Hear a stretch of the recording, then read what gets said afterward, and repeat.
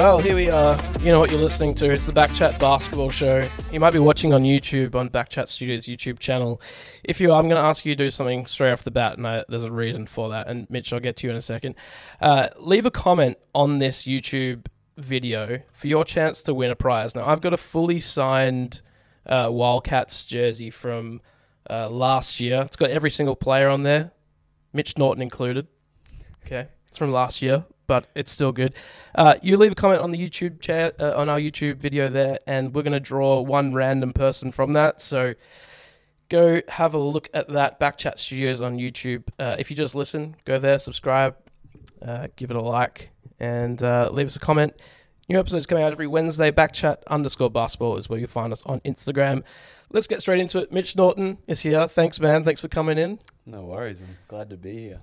I know you're a bit of a BackChat guy, so I'm going to throw a question at you straight off the bat that you might already know, but we like to find out people's greatest sporting achievements, and you can't say anything basketball related. Yep. I'm going to give you a new one, right? So a lot of times I talk about my cricket prowess, so I'm going to give you some time to think about something. 5 for 16 in a grand final, under 12s. I've got a new one, fresh off the boat, fresh exclusive. Yeah. In year 7, they introduced javelin to the school carnival, right? And it wasn't like the proper javelins, of course, because it's kids, but it's like this shorter, hard plastic one. And I threw a javelin, and they couldn't believe what they saw. Like, it went so far, right? True. So what happened was they put me into the inter-school javelin throw, right? And I had to do a trial so that I could get into the inter-school thing. When they saw my distance that I could throw compared to the rest of the inter-school, I was like way short. Like, it was horrible, right? Right. But for a split second, St. Dennis Primary School in year 7 thought they had like A future Olympian. Yeah, a future Olympian. The next big thing. Wasn't to be. So for a moment, I was like potentially a javelin guy. Yeah. Olympian. That's impressive. Thank you. Thank you very much. What about yourself? Greatest sporting thing you've ever done? Not on the basketball field or court. Not on the basketball court. Year 5, I represented Queensland for athletics. Yep. So I was a 100-meter specialist. Nice. In the relay at nationals, we won the gold medal. Did you? So I started off the relay. I was runner number 1. Yep. And yeah, we got a gold medal. So I've got a gold medal for a 100-meter, 4x100-meter relay. That's big. That's big. Scully over there always talks about 80-meter hurdles. I don't think he actually won the gold, though. So you've taken it. That's brilliant. And the number 1 runner, it's usually like you're like the second fastest. Is that how it works? Usually, are you the fastest? How did you do that? Yeah, I don't know, because I finished 4th representing North Queensland. So when all the schools came together, which then put me in the team to go away to nationals. And then at nationals, I finished 4th as well. Right. So I ended up knocking off, I guess, another Queensland runner during the time. But huge. It was a strange time. Like I never used starting blocks. I just got a pair of spikes. Right. So representing like North Queensland, I've just got tape on the feet and everyone's wearing spikes. So I was the only one in the final for the 100-meter, standing up, just ready, set, go. And so everyone else is down, crouch, using the blocks. So it was a little intimidating, but yeah, that would have to be it. Were you always a basketballer from a kid? Like, did you play? So you're brought up in Queensland. Yeah. Was that a big thing for you as a kid, playing basketball? No, so I wanted to play soccer. Right. When I was young, and had to wait until I was like 5 or whatever. And back then, all you want to do was play sport. Yeah. So soccer was the sport I wanted to play. Had to wait a year until I was old enough to play, I guess, team sport. Rocked up to soccer tryouts or whatever, and the coach jumped out of his car, rolled a couple of soccer balls out, jumped back in his car and took off. And that was the last we ever saw of him. So I left there going, oh, this is not really what I hoped. Yeah. Waited a year to play soccer, and we don't have a coach. There's no organised anything. And I was like, this isn't very fun. Went back to school the next day, and one of my best friends said, why don't you come and try basketball? And I was like, I don't know, I think I might try like rugby league. Right. rather than basketball, and went along to basketball and never looked back. Right. Yeah. And were you tall for your age kid, or were you just sort of average? Because usually the taller kids gravitate towards basketball. Yeah, no, I was kind of average Yeah. growing up. I think I fouled out of every single game my first year. So Reaching a lot. mum and dad were like, maybe rugby league was the choice. But no, other than that, yeah, basketball's kind of been it. And I think the thing with basketball and most team sports growing up, you create friends that you'll have for the rest of your life. And I've still got close mates today.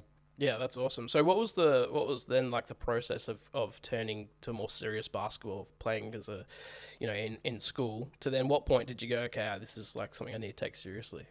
So I guess it was a bit of a different route for me. I kind of grew up playing like club basketball, local basketball, and then would go to all the Townsville Crocs games. Yeah. So again, was very lucky to have an NBL team in my city. Yeah.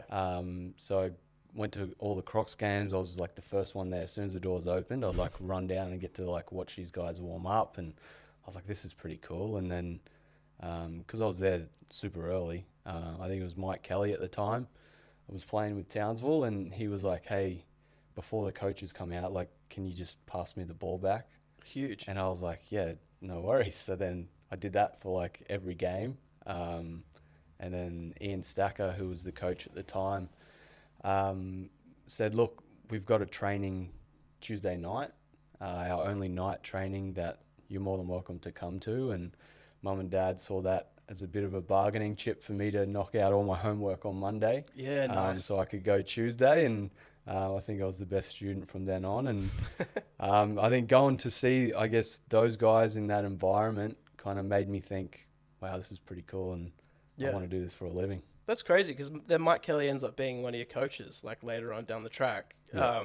How things sort of work out like that. So, were you like, how good were you for them to be bringing you into some sort of training? Like, were you playing in like tournaments and stuff like that, or? So I was probably like 8 or 9, so I was really young. Right. All right. So I was just going there to floor sweep. Yeah. Right. So I get to go and watch this incredible and professional environment where there's guys like Rob Rose, Pat Reedy, like, Olympians and MVPs of the league and all this stuff. And I got to go and watch and learn at a really young age. So from then on, and I started off with floor sweeping, and then I got to do the game clock and shot clock, which is some of the scariest jobs in the world when you got really competitive people in a professional environment that don't want to lose, and the ball goes through the basket and you got to stop the clock, put the score on, and all in time. And I was like 12 years old and getting yelled at by by grown men, and it was pretty scary. But then from there you move on to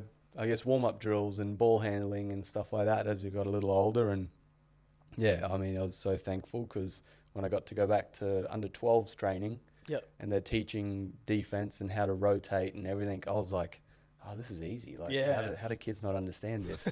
But I was obviously getting to learn from a pretty elite That's level. awesome. So you just sort of embedded in it from a young age, and that's how you grew. That's really cool. So then at what point did you know that you could be professional? Like, what was that moment like? So I think that probably didn't really click until I got to go away, represent Queensland at a couple of national championships, and perform pretty well. Although our team wasn't loaded with talent, I thought we just played really hard, and I was putting up some pretty good numbers at the time. So from there, I guess we got to go to junior Australian camps and things like that, and when I made the under-17 World Cup team, that was probably the moment where I thought, all right, things are kind of moving in the right direction. Yeah. So how, like, at that age, 17, you're having to try and look at, I don't know, getting a job and stuff like that. So how do you balance trying to pursue professional sport as well as, knowing what to do after school? Yeah. So I mean, that was tough. I was kind of lucky, because in Queensland we finished high school when we were 17. Right. 17. Yes. So at that time, all I was doing was school and basketball, and I happened to miss a fair chunk of school just with camps and world champs and stuff like that for under 17. So it was tough trying to juggle all of that. But then I received a scholarship to go to the Australian Institute of Sport. where I was going to finish school and then move down to Canberra. So it kind of all worked out quite nicely. So you have an opportunity to play at the World Champs, but you broke your foot, right? What was that sort of like, knowing you're so close to something like that, and then sort of out of your control, an injury like that popping up? Yeah, so I think that was a really tough injury to handle. You go away with the under-19 team. I was bottom age, so a lot of the people that you're living with at the AIS, like the point of the AIS is to win medals on a world stage. And, to get everyone there young enough and live together and create those friendships and bonds and everything to hold you in good stead moving forward. So to go away, do all the pre-world stuff and be playing really well, end up kind of cracking my way into the starting point guard spot there. And then one of the last practice games before the Worlds, broke a bone in my foot. So how'd you do that? Was it like it was someone's foot or something? Or? Yeah, someone just kind of like stood on my foot and I went to dive for a ball and it just... Did you know straight away? Not straight away. I kind of, it didn't feel great. And then walking off, I was like, it's pretty sore. And I didn't want to try and give too much away to the medical staff. And but when I took my shoe off, it blew up straight away and we could kind of tell that something wasn't right. But leaving the floor, kind of got carried off and put into the back of like this ambulance. And the ambulance in Latvia, not exactly great. So we had no idea what they were saying, but the doc was with me. So I'm like laying on the back of this bed in the ambulance and he's like flying through traffic and I'm like half rolling off the bed and we don't know where we're going. We don't know what's happening, and then eventually get to the hospital and find out the x-ray and that it was a break. And probably one of the toughest conversations I've had or anything was trying to explain to my teammates that, I've been living with you guys for 6 months and, you have done so much for me. Moving away from home for the first time as well. So like a lot of these guys taught me how to do, a lot of the stuff that you do on a day-to-day basis. And so it was tough to stand up in front of them and say that, I'm going to have to miss out on the World Cup. That's brutal. The last time I played basketball, I went up, I put up a shot and landed on someone's foot and turned my ankle and broke my ankle. And you take the shoe off and it was so big and it was brutal, like so blue. And going to the hospital, and the only thing that made it better were these like little, I can't remember what the tablets were, but all of a sudden like the pain just dissolved. But it's so, I don't know, I did my ankle that many times playing just C grade, at Loftus, and it's such a debilitating thing. Like it's still sore for me now. I never rehabbed it properly, but ankles and basketball, it's just the story of my short casual basketball career. So 2011 you get to play for the Crocs, which is pretty cool that you got to watch them and grow up with them as a kid, play for the team. Do you remember getting the call up and how that went to say that you'd be playing? So I broke my foot at under-19 Worlds, got to stay there for the tournament, flew straight back to Townsville, where I was going to have surgery there, and then the plan was to go back to the AIS and do my rehab and all that stuff with the crew there, who had dealt with a lot of these injuries that I had. A lot of the former guys, I think Joe Ingles, I think Paddy, I think a lot of them have kind of been through that route. So I knew I was going to be in good hands going back there. And then one of the owners of the club at the time was like, hey, what are you up to? I want to take you out for a coffee and run some things by you. And I was like, well, 17, I don't really drink coffee, but I'll go for a strawberry milkshake. So we went and had a drink, and he was like, look, we're really excited, we want to bring you on as a development player. And I was like, oh, thanks, but if you have a rostered spot, I'll stay for that, but otherwise I'm going back to the AIS. Like, I think I'm going to be better off playing every day, working on my craft. I just think that will be better for me in the long run. Did you get did they give you an opportunity for you to think about that and go back to them, or did you just big balls it and put your cards out on the table? That's pretty big much for a 17-year-old. Yeah. So I've always been very goal driven and like to see what's in front of me, and that was kind of always my route. I didn't really want a DP spot. I wanted a roster spot, and at that time, I think Trev might have been in Melbourne. Yeah. Andre Lamanis, who was assistant coach with the Crocs for a lot of years, was in New Zealand. So I knew I had some ties around the league. Nice. So yeah, and then a day later they rang me back and were like, all right, we've found a rostered spot for you. And Oh, wow. signed then and there. That's pretty awesome. Just as a 17-year-old, you know, you just probably know not much leverage, you know, and you know, not like a manager speaking for you, and you just taking it. That's impressive. So what was your time at Townsville like? Obviously, the team folds in 2016, but leading up, you had 5 pretty good years there. Yeah, 5 really good years. I think my first year we made the playoffs.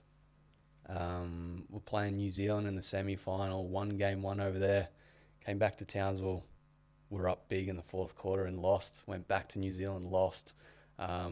And so, yeah, I think to experience the playoffs in my first year was like, wow, this is pretty cool. Yeah. We're playing, you know, alongside Eddie Gill, who's had, you know, a number of years in the NBA and was a part of the Mallis and the Palace and all that stuff. So the stories you're hearing from him are like That's so good. world class. And then, I guess after that, the second year we started off terrible. I think we were 0-10 to start the year. Right.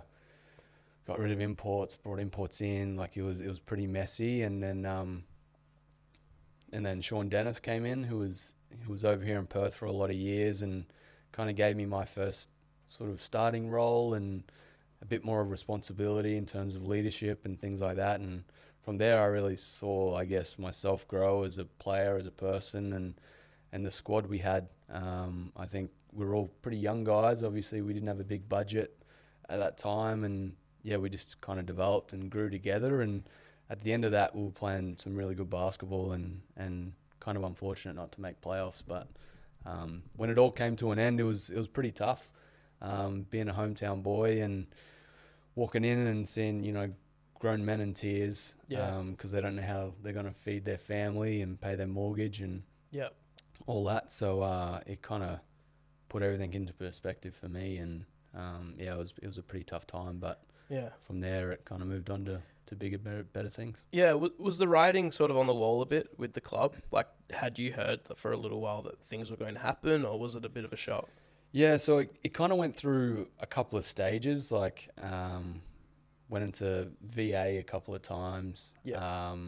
So the writing was sort of on the wall. How I found out the last time and final time, I guess, the club was done, I was in New Zealand playing in the league over there. And Nick Kay was obviously on the team for that last year as well. So we're both over there playing same team. And I think Nick had just got a contract extension come through. So he was pretty happy. And then like 24 hours later, he's like, oh, I don't think the Crocs are around. And I was like, what do you mean? Like, you just signed. Like, I haven't heard anything. And then they get a phone call like a couple minutes later. And I was like, wow. There you go. It was tough. You and Nick seem to follow each other around. So he plays at the Crocs that last year. Then you both go to Illawarra for 2 years. And then you both go to the Wildcats. Was that planned at all? Or like, I don't know, were you a package when those sorts of things happen? Yeah, it was weird. Obviously, when Nick came to Townsville, we created a pretty good bond and like a Shaq and Kobe situation. Yeah, almost very close. Yeah, and then when they folded, obviously Sean Dennis was really good friends with Rob Beveridge at the time, and they coached together for a lot of years. And I think they could kind of see the little combo we had. So it made sense for us to pack up and move to Wollongong together. And then we played we lived together. Played a couple of seasons in New Zealand together, and then when the decision came to move to Perth, I was the first one to decide. So he followed you. Yeah, so there was a lot of stressful conversations had on the couch, and we just bounced ideas off each other, and I think we both made the right move, and they were both for different reasons. Like, you know, he wanted to come and learn from Matt Nielsen and you know, the greats and Wags and things like that, and I wanted to learn from Damo. So we both kind of had the same, I guess, thought processes, and it was cool how it all worked out. And so you played 2 years in Illawarra, and in your final year there, you play against the Wildcats in the grand final series, and you lose that. Are you at that point? Did you know what you were doing, or was that completely in the off season that you made that call to go to the Wildcats? Yeah, it was completely in the off season. So we lost to Perth in the grand final, and then we had the Commonwealth Games. Yeah. And then after that gold medal game, 12 o'clock that night, free agency opened. Right. So everyone's out having a good time. Yeah. And 12 o'clock hits and people start calling, people start getting dragged away to have conversations and things like that. So it was a really strange situation. Because people were inebriated at the time and making decisions. Exactly. That's great. Exactly. So, no, it was, definitely one of the best decisions I've ever made. So let's talk about the Wildcats then. So 2018, you come in, and before the season even starts, you get to go play in the US, right? Against the Utah Jazz. And what was the other team? Was it Denver? Yeah. You're in the starting lineup against the Utah Jazz. Like, that's pretty surreal, right? What's that like? Crazy. Like, Yeah. I think it might have been the second game I ever had a Wildcats jersey on. And Yeah. we're playing against Utah. Like, that is insane. Yeah. You're on the same floor that, MJ's played on. Like, all these crazy things have happened. So, excuse me. Yeah. But to, like, be in that arena was unbelievable. Like, the floor spacing, the people in the crowd, all that is crazy. Yeah. And I remember, I think Greg Heyer and I were the first ones to walk out on the floor for warm-up. And Rudy Gobert is there standing doing his hook shots on our basket. And we're both standing there like, you should go tell him to just like move. And we were both standing there just watching him. And it wasn't until one of the assistants were like, all right, we'll go down the other end now. And I remember the last thing after our team chat, we run out. Trevor Gleeson's like, Mitch, you got Donovan Mitchell. Make sure he doesn't go past you. Oh, gee. And I was like, wow, that's... I laughed. And then I was like, oh, no, he's serious. Like, this is actually really happening. So the game itself was not pretty. No. We obviously had to adjust to the rules and things like that. And I think we lost by 40 or... I don't know. It wasn't pretty, but it was one of the longest games in my life because it's 48 minutes, a million timeouts, and we're getting pumped. So it was still a really cool experience. How different is it? So you got Donovan Mitchell coming at you, trying to stop him. Like, how different is that to the NBL? Yeah, it's crazy. Like, Ricky Rubio was there as well. So genius. To have those two guys to guard was a really cool learning experience for me. Just in terms of how they use their body, like their core strength and everything is unbelievable. I felt like in the NBL, you can kind of push guys around a little bit. You can. Whereas those guys, it's like running into a brick wall. And then you've got Rudy Gobert rolling down the middle at any time. So it was a lot of learning curves for us as a team.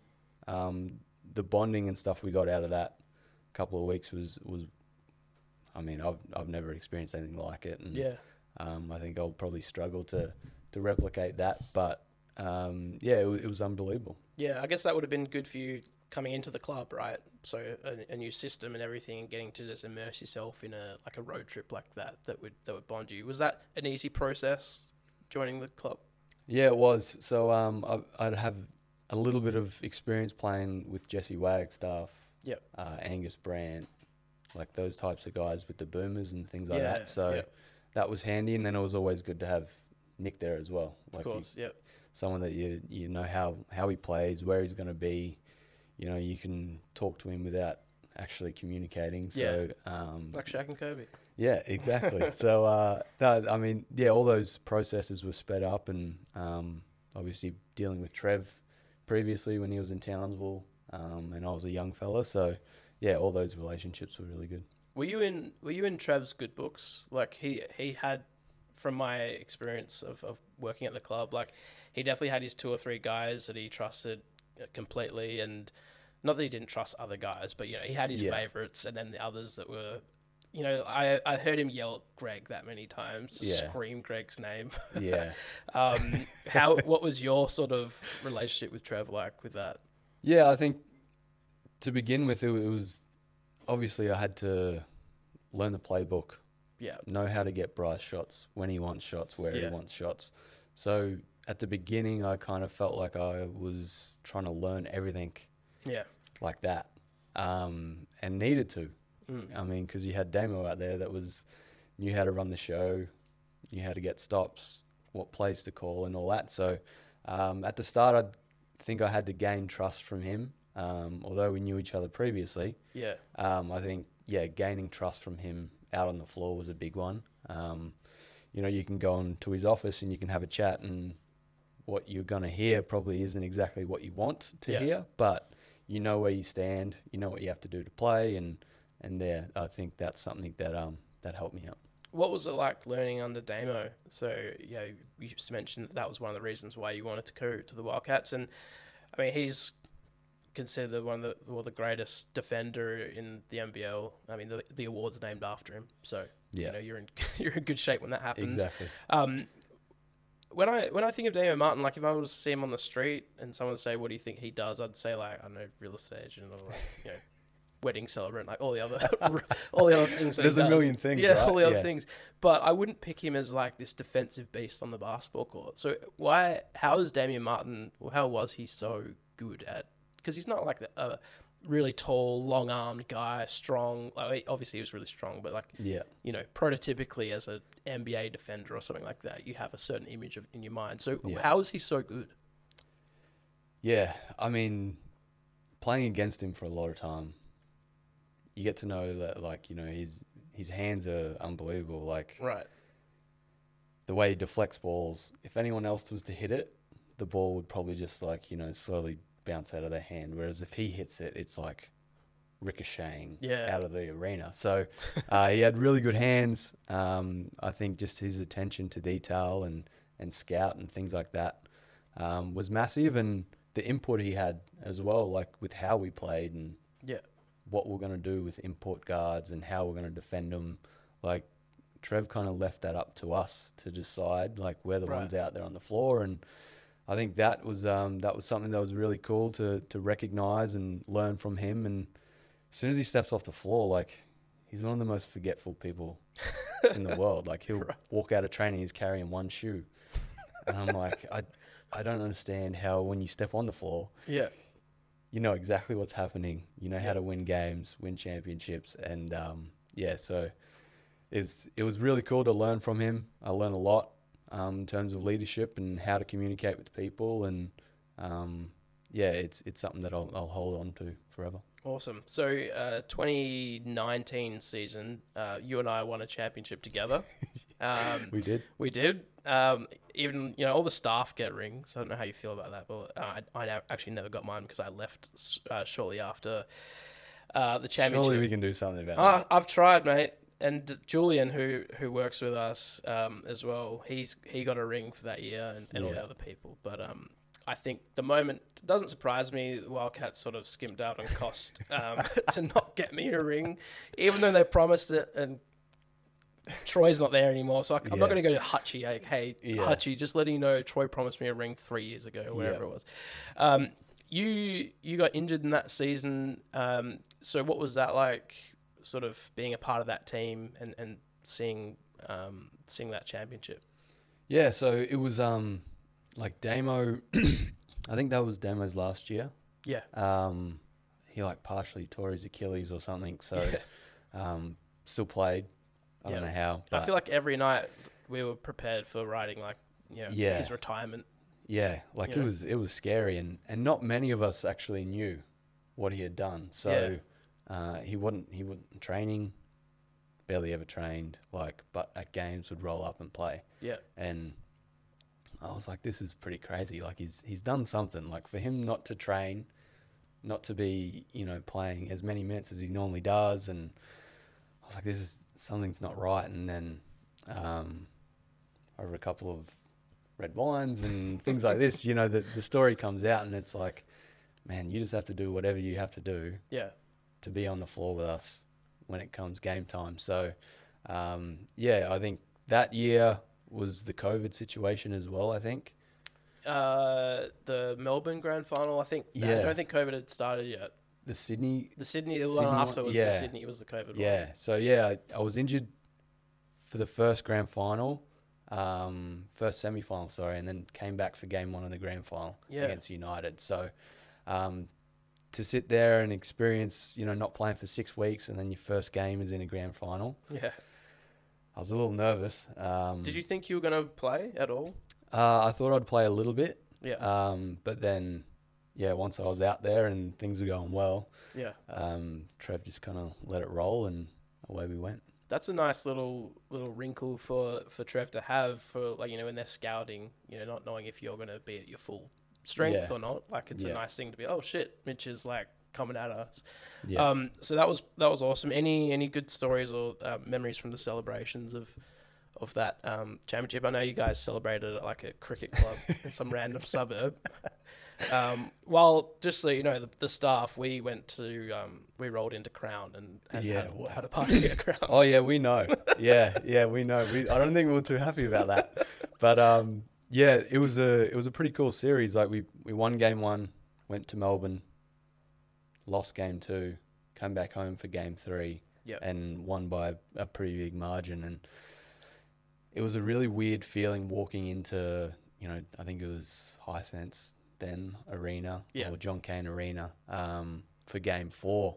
Like, had this feeling that like we just knew it was going to happen. Yeah. Like it was so weird. I don't know how to explain it, and I've never felt it ever again. But before we ran on the floor, like Bryce, he's not really a big speaker in a team environment and things like that, and he pulled us in before we ran out, and I probably can't repeat what he said, but everyone left that huddle like with goosebumps.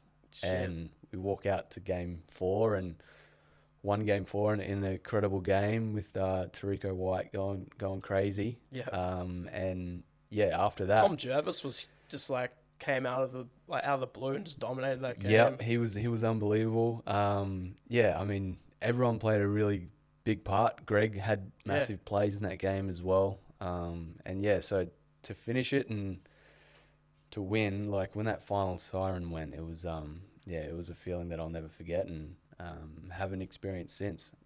Although winning 2, the second one was a little different. But it was so cool to have my brother there, my fiance there in the crowd in Melbourne, and to experience that with them. Yeah, it's pretty special. So then next year COVID hits, so the season's pretty weird. It'll be one of the weirdest seasons ever. So I think it starts normal. You're playing normal crowds and stuff like that, and then around January, February, it would have been roughly, crowds start to be taken out of games, and you're playing. Did you guys do a bubble, like any sort of? Not that year. So that year, the crowd stopped in the grand final series. That's right. So I think you played in front of a crowd in Perth and then went to Sydney and then there was no crowd. Yeah. So I think, game 1 was in Sydney. Right. So we played game 1 in Sydney in front of a full crowd. Yeah. Won game 1, came back for game 2. We're sitting in the locker room at shoot around and everyone's getting notifications like the Formula 1 in Melbourne have banned crowds. Yes. And we're like, oh, that's weird. And then we're getting messages from the Player Association saying crowds are going to happen. This is, protocols are going to be in play. They're going to be nowhere near you guys. Yeah. Just so Perth can get fans into the arena, like pretty important part of the Red Army. Yeah, of course. So that happened, and then everyone goes home, has a nap, whatever, wake up, come back in to do pre-game stuff, no crowd. Yeah. And I was like, this is really strange. Like, friends and family were allowed, so I think there might have only been 20 to 30 people in RAC Arena for game 2 of a grand final, and it was one of the strangest games I've ever been a part of. Yeah. It was like I was back in Townsville playing local comp on a Tuesday night. Like, someone would score and it's like, woo, yes.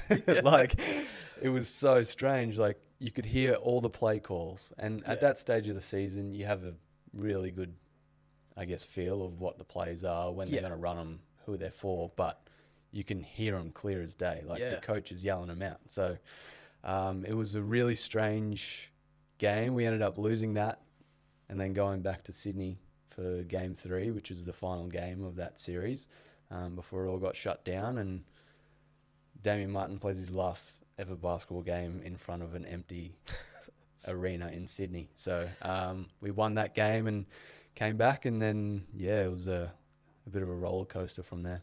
How I was thinking about that, because basketball is one of those interesting sports where, every sport, obviously, a lot of communication happens on a footy field, a lot of communication, but on a footy field, like the full back can't hear what the full forward's saying from, on the same team. But on a basketball court, you hear like every play call, like you said. So is it easier to like know what they're going to do than when in that situation, when there's a crowd, obviously you'd not be able to hear everything. So is that some sort of advantage or disadvantage, I guess, in the same way? It's hard to say. Like, I guess because you can hear it, it's coming. But at the same time, I mean, you've played them, I guess, 4 times sometimes during the regular season already. Yeah. You've already played them in the grand final. So plus you've got scouts. Yeah. You've got iPads with every play they run.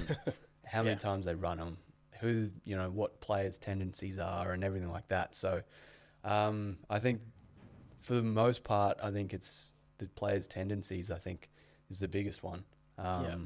So which is tough to obviously pick up on the fly. But, it was really strange. And, I mean, they knew exactly what we were running as well. So did you have to change any play calls to try and hide what you're going to do? And they could hear it, or you just like, fuck it, we're just gonna roll play with it. Yeah, that's good. Yeah. So then you win that championship. So that was so strange.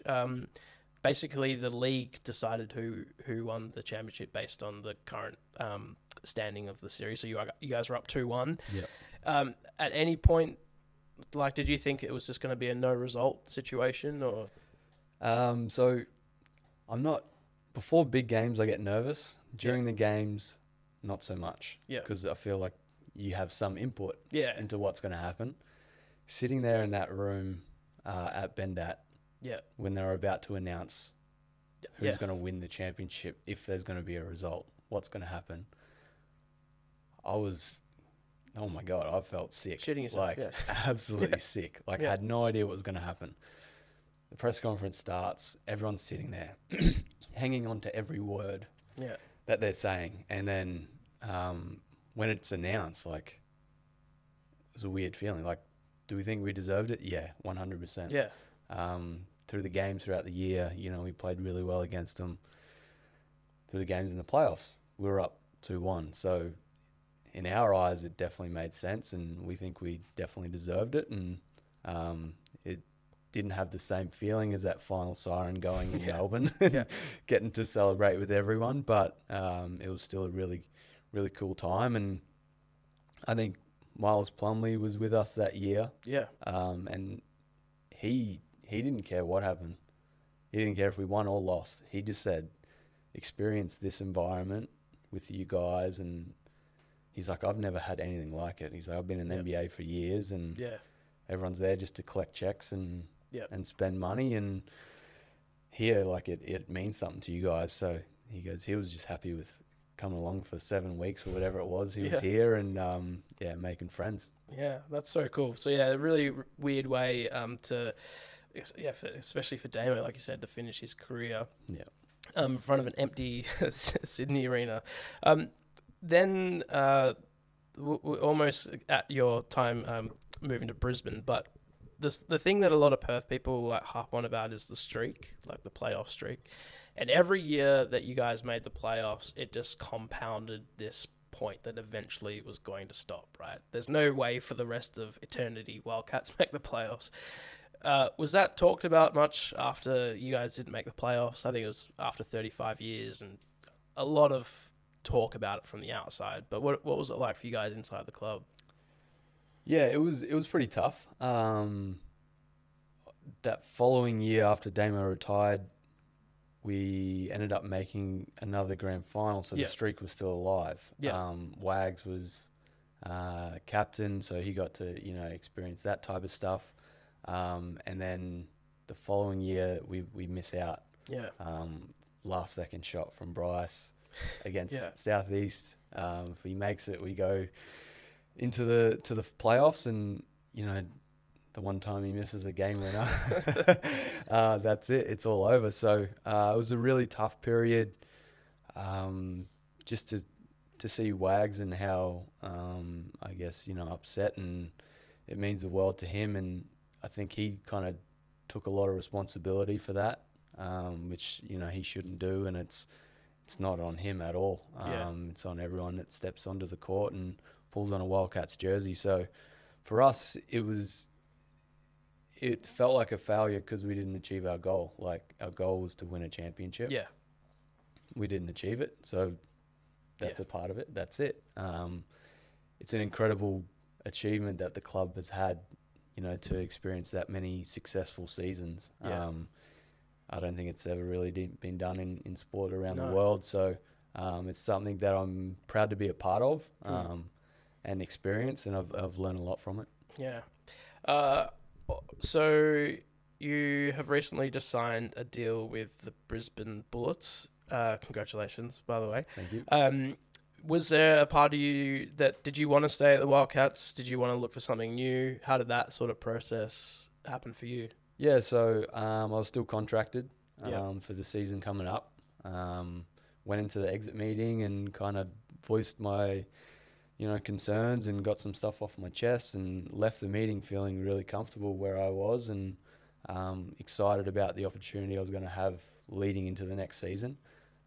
And then you start hearing whispers in the media and things like that we're mutually looking to part ways, which wasn't the case at all. I signed a contract, and it means something to me to be a Perth Wildcat. So I wanted to live out that year, and then if it wasn't going too good at the end of that, then sure, we could go different ways. But wasn't meant to be, and I'm just glad I got a really good manager on my side, and we're able to get a good deal to head to Brisbane, back to Queensland. Do you, when you hear stuff like that, I guess I don't know how it actually happens, but if the club sort of leaks a bit of news that you guys are mutually looking at options, do you want to get on the phone and call and say, hey, what the fuck, or or do you just I don't know? It must, for me, I would be calling straight away. Yeah, but you, obviously, as a professional, I'm sure you handled it properly. But I don't know. It must be a tough thing to go through. It is difficult. I think when you've played in the league for a lot of years and you create friends and meet people along the way, you have someone at every club that you know. Yeah. Whether that be coach, GM, someone in the front office, whatever it is. So, they were calling me saying, hey, what's happening? We're hearing this, we're hearing that. And it's oh, okay, no worries. So, well, I call bullshit on that. You don't have to say that.